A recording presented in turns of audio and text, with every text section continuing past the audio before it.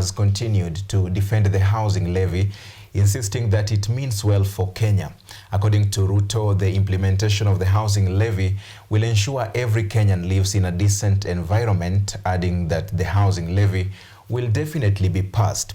The president has also accused the opposition of leading campaigns against the levy despite making similar recommendations in their 2022 pre-election manifesto. Listen in. President William Ruto has yet again defended the government's housing levy plan, maintaining a hard stance that despite the opposition from the High Court, the plan will be implemented.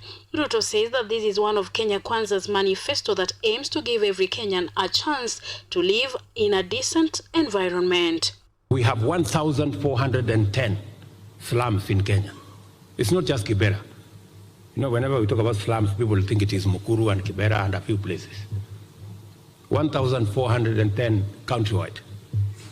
So we need to liberate our people from the indignity of living in slums. Ruto further said that it's every Kenyan's right to own a house, and the housing project will ensure every Kenyan owns a house at affordable monthly rent. Tenant purchase of 3,000 shillings a month, and finally a Kenyan will own a house. We've made it look like owning a house is the privilege of the people who have means. We must make it owning a house is a right for every citizen who lives in our country. The president noted that the affordable housing program is critical for the creation of employment opportunities for the youth, whose targeted employment capacity is expected to hit 500,000 jobs by 2027. In just the last 8 months, we now have 120,000 Kenyans working in our housing program.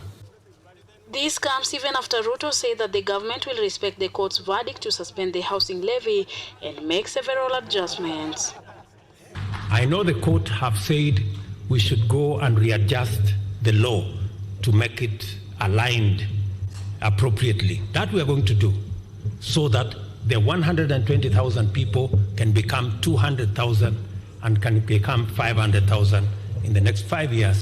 Ruto also spoke about the privatization of the government parastatals, saying some parastatals are a liability and that he is ready for the consequences over the sale of state-owned parastatals. It's a very difficult decision to make, but I will make the decision. I promise you. I will make the decision and take the consequences. High Court had also stopped the planned sale of state corporations last week. Justice Chacha Mwita issued the order after ODM through Advocate Jackson Awele said the public was not allowed to give its views regarding the Privatization Act, which made it easier to sell the state enterprises to private companies. Vivian Opio, KUTV.